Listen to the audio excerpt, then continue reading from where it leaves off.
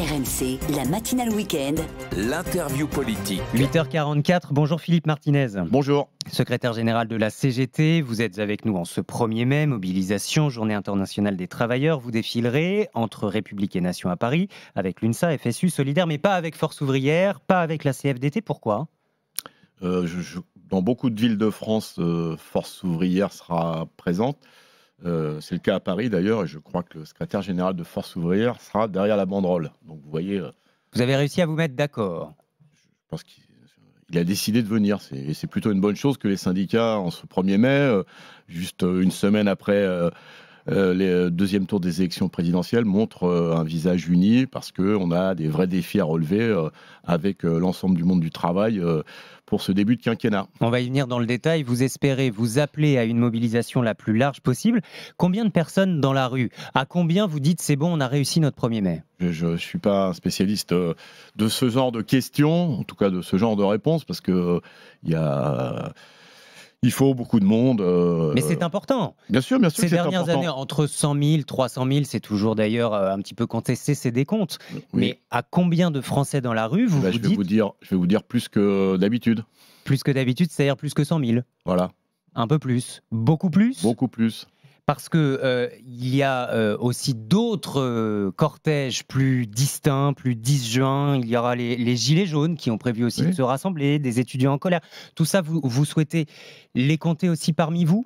Mais on n'est pas propriétaire des mobilisations. On a demandé la mobilisation la plus large. Et d'ailleurs, il y a beaucoup d'appels, vous l'avez signalé, de syndicats, mais y compris des appels entre syndicats, ONG, associations, mouvements étudiants, gilets jaunes.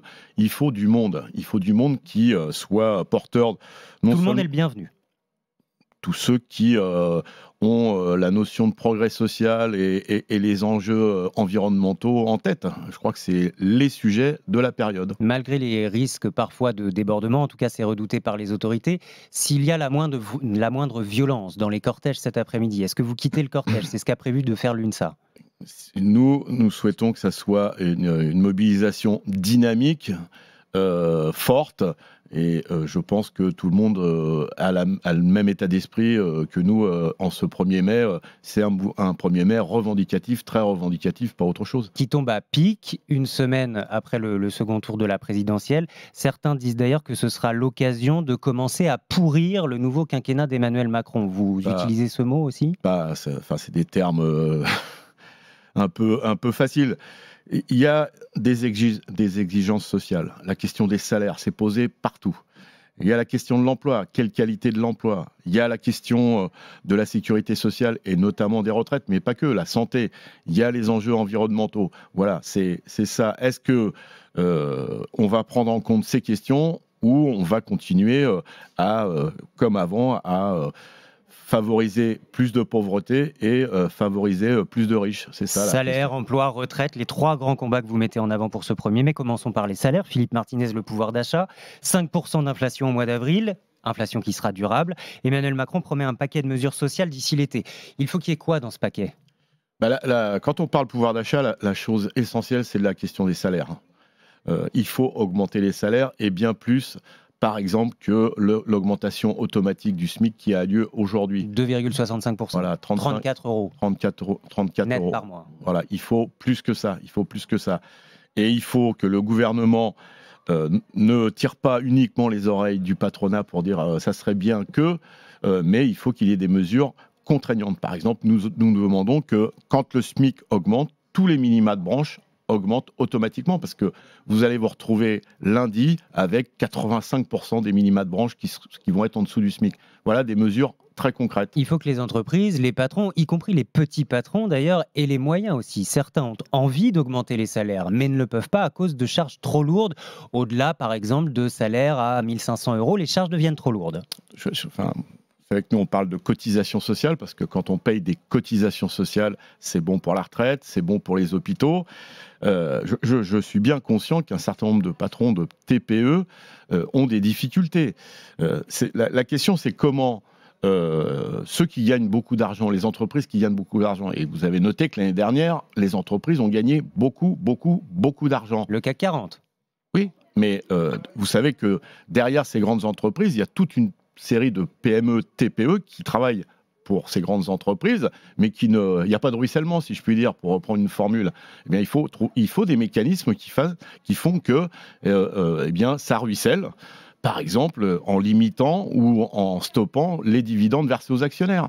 Parce que les dividendes qu'on verse... Les taxer davantage, ces dividendes ? Bien sûr, ou les réduire. Il faut que les revenus des grands patrons soient limités. Est-ce que c'est normal que des patrons de grandes entreprises gagnent des dizaines de millions d'euros alors que des petits patrons, parfois, ont du mal à se payer ? Voilà des mesures concrètes qu'il faut appliquer. Le deuxième grand combat, c'est les retraites. Cette semaine, Bruno Le Maire, le ministre de l'économie, a dit qu'il ne pouvait pas garantir qu'il n'y ait pas de 49.3 lors de l'examen de ce texte au Parlement. Mais il a tout de suite précisé, je ne souhaite pas qu'on en arrive là. Autrement dit, je veux de la négociation. Vous souhaitez vous aussi négocier ? Philippe Martinez ? Mais nous, on négocie tout le temps. La question de la négociation, c'est est-ce qu'elle est loyale ? Parce qu'on peut être autour d'une table, parler, faire des propositions, mais si à la fin de la réunion, on nous dit « bon, c'est bien ce que vous avez dit, mais on fera ce qu'on voudra », ça, c'est pas de la négociation. Or, c'est ce qu'on a vécu, par exemple, il y a 2 ans, au moment de la première réforme des retraites. Et puis, j'allais dire, Monsieur le maire lance une petite piste, quoi. Bon, il dit, soit vous êtes d'accord avec nous, soit on passera en force. J'avais cru comprendre... Le 49.3, passage en force ? Bien sûr. C'est constitutionnel, le 49.3 ? Et alors, c'est quand même un passage en force. C'est-à-dire, on arrête de discuter, puis on fait ce qu'on veut. J'avais cru comprendre qu'une nouvelle fois, parce que c'est pas la première fois qu'il nous le fait, que le président de la République a dit « j'ai changé, je vais écouter, j'ai pris en compte ». Le 49.3, c'est tout le contraire de « j'ai écouté, j'ai changé ». Et réécoutons Bruno Le Maire cette semaine chez nos confrères de France Info. Il détaillait les marges de négociation sur cette réforme. Il y a sur les carrières longues, sur la pénibilité, qu'est-ce que c'est qu'un travail qui est pénible et qui va vous permettre d'avoir des règles de cotisation qui soient différentes. Il faut qu'il y ait une marge de manœuvre pour la négociation. Je pense que le cadre défini par le président de la République était suffisamment clair. On ne touche pas à l'âge des 67 ans pour l'annulation de la décote. On vise 65 ans comme âge légal à partir duquel vous pouvez déclencher votre droit à pension. On fait une clause de revoyure en 2028 à partir du moment où on aura atteint les 64 ans. Et puis ensuite, vous avez la pénibilité, vous avez les carrières longues. Tout cela est sujet à négociation. Voilà ce qui est négociable pour le gouvernement. Pour vous, Philippe Martinez, quelle est la ligne rouge à ne pas franchir sur cette réforme ? La ligne rouge, c'est pas d'allongement de l'âge de la retraite. C'est même un retour à 60 ans. Ça va être compliqué. Si on est mobilisé... Les discussions s'annoncent ardues. C'est pour ça qu'il faut se mobiliser. Parce que les arguments que développe Monsieur le maire aujourd'hui, c'est les mêmes qu'on entendait il y a 2 ans. Moi, j'ai plusieurs interrogations. Comment on va donner du boulot aux jeunes si les plus anciens travaillent plus longtemps ? Le principe, c'est que je m'en vais et je laisse la place à un jeune. Plus vous partez tard, moins il y a de place pour les jeunes. Vous savez aussi qu'après 55 ans, un travailleur sur 2 n'est plus au boulot. Pourquoi on ne fait pas travailler tout le monde jusqu'à 60 ans plutôt que d'essayer... L'emploi des seniors, et d'ailleurs, Bruno Le Maire, quand il était ici sur RMC et BFM TV, disait « Philippe Martinez m'en parle tout le temps, de l'emploi des seniors ». Je l'ai entendu. Priorité. Je l'ai entendu. Donc je lui en parle tout le temps, mais il n'entend jamais. C'est ça qu'on peut en déduire. Parce que oui, c'est un vrai sujet. Or, rien n'a été fait. Rien n'a été fait. Faisons déjà travailler tous ceux qui ont plus de 55 ans jusqu'à 60 ans. Vous allez voir que ça va alléger les caisses de l'assurance chômage parce que ces personnes-là, on les bascule au chômage, comme ça les entreprises sont tranquilles. Ça va faire rentrer des cotisations pour payer les retraites. Et il n'y a pas besoin de les faire travailler jusqu'à 65 ans, vous voyez. Et puis, deuxième chose, la pénibilité, il se moque du monde. Qui a supprimé les 3 principaux critères de pénibilité quand il est arrivé au pouvoir ? C'est M. Macron, et tout le monde le sait. Donc c'est un peu hypocrite de nous refaire le coup de la pénibilité. Bon, sauf que l'emploi, d'ailleurs c'est l'objectif pour ce prochain quinquennat, c'est le plein emploi, ça va quand même mieux. Les chiffres du chômage qui viennent de tomber pour le premier trimestre, moins 5%, moins 15% sur un an, vous pourriez dire bravo Emmanuel Macron. Non, mais moi je ne conteste pas les chiffres, mais il faut gratter le vernis de ces chiffres. Premièrement, beaucoup de salariés sont précaires. Bon. Certains disent vaut mieux un petit boulot que pas de boulot du tout. Est-ce qu'on peut construire sa vie quand on travaille 1 jour par mois ? Évidemment, sans la paye du PDG de Stellantis, enfin Peugeot Citroën. Donc il y a la question de la qualité de l'emploi. Il y a beaucoup de précaires, beaucoup d'intérimaires, beaucoup de femmes à temps partiel imposé. Donc il faut réfléchir sur qu'est-ce que c'est qu'un emploi ? Pour nous, un emploi, c'est un CDI à plein temps qui permet de vivre dignement. Autrement dit, Philippe Martinez, le plein emploi, objectif qui ne sert à rien à partir du moment où tous les emplois ne sont pas vivables.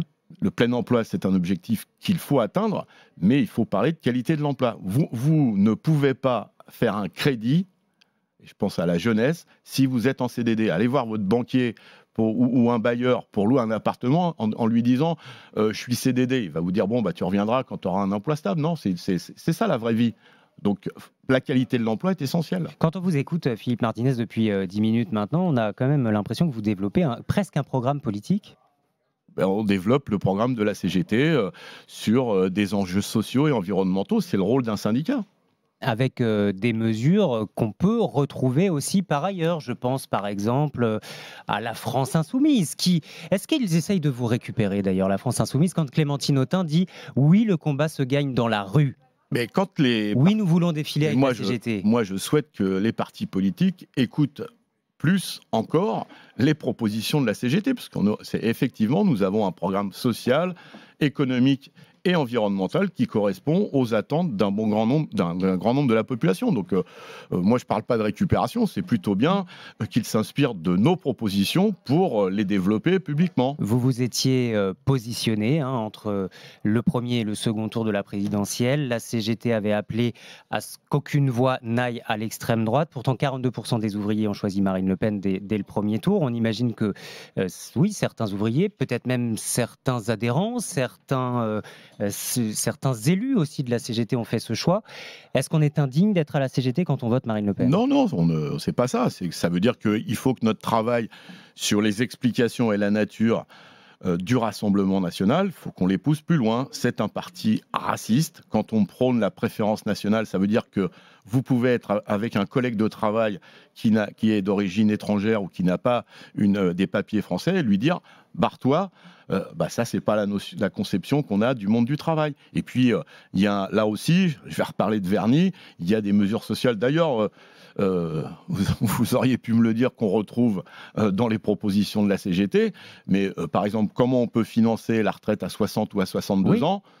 Mais il faut aller plus loin parce que le Rassemblement national propose de supprimer les cotisations sociales, que vous appelez les charges.